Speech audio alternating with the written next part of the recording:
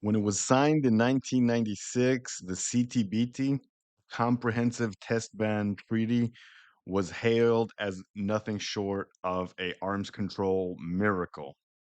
At the time, President Bill Clinton said about the deal that it was the longest sought, hardest fought prize in arms control history. What it did, banned all nuclear testing in the world. Uh, President Trump has come out against that treaty without mentioning it and tweeted or Truth Socialed.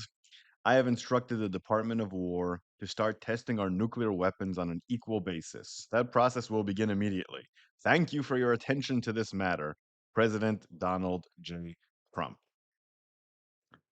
And this is in a response to a very questionable and, shall we say, not particularly efficient Russian missile program, which is considered to be of absolutely no immediate threat to the United States whatsoever.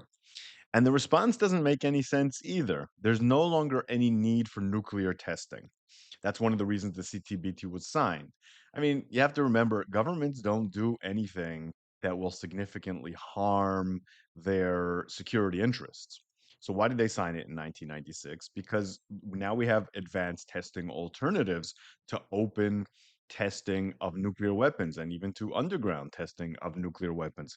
We have computer simulations. We have subcritical tests that don't involve explosions.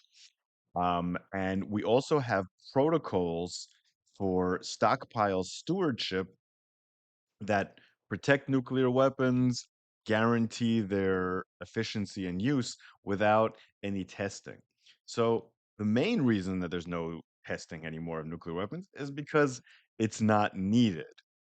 And of course, the reason that it was pursued to begin with is because there's so many adverse effects to nuclear testing. I mean, first of all, let's talk about the environment and health. You can't explode nuclear weapons without having really devastating consequences for the world around you. A lot of radioactive isotopes are released when this happens. Things like iodine 131, cesium 137, strontium 90, all sorts of things that cause a lot of cancer, cause a lot of miscarriages. Studies of populations near testing sites like Nevada test site, Palatinsk in Kazakhstan, the Marshall Islands, saw a real increased rate of cancer, especially thyroid cancer, due to iodine 131 exposure. But not only that, birth defects, developmental disorders, and it's made entire parts of the Bikini Atoll, for example, uninhabitable. Then we have the adverse effects on global tensions and arms race. When there is a test by a country that one feels threatened by, understandably, their rivals start taking precautions, including developing more nuclear weapons, doing their own tests, which then ratchets up arms races. Just two very obvious examples. The American test of a hydrogen bomb in 1952 led the Soviet Union to test their hydrogen bomb in 1953. And the hydrogen bomb was spurred by the original atomic weapon use in 1945.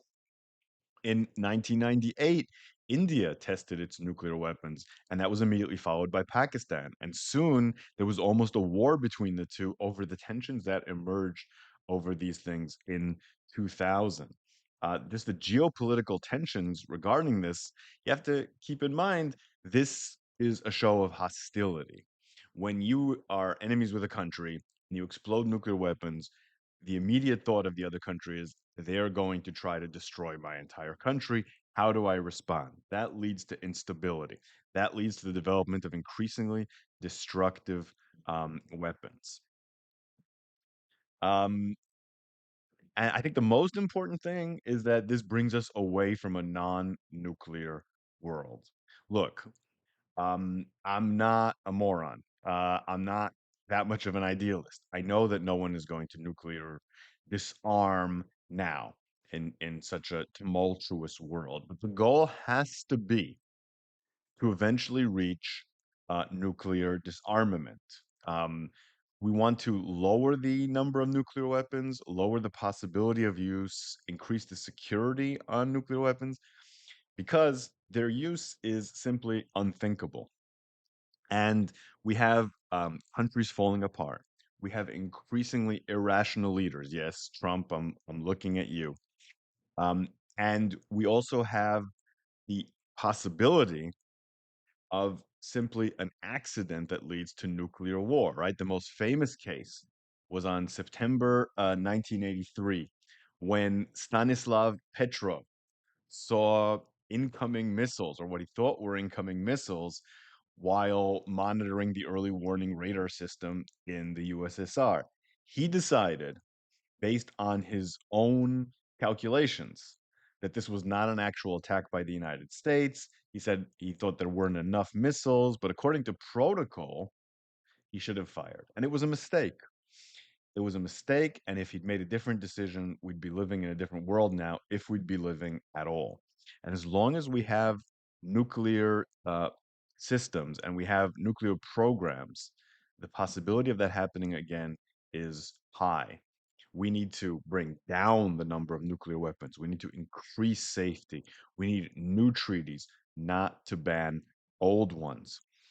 We don't talk too much about the threat of nuclear weapons anymore, but as we know, that can be a lot more devastating than anything that we do talk about, like immigrants or transgender women in bathrooms. So this is something that we really are going to want to keep an eye on. As you see, I've rebranded this YouTube channel as Dispatches from Hell with Shael, where I'll be talking about global issues. I'll still be talking about Israel sometimes when I feel like it, but I just don't feel like talking only about Israel anymore. There's so much going on in the world, and I want to talk about it all. So I hope you'll join me, support me on Patreon at Shael Media, read my Grand Scheme Substack, listen to my Histories of the Holy Land History podcast, and I'll see you again here soon.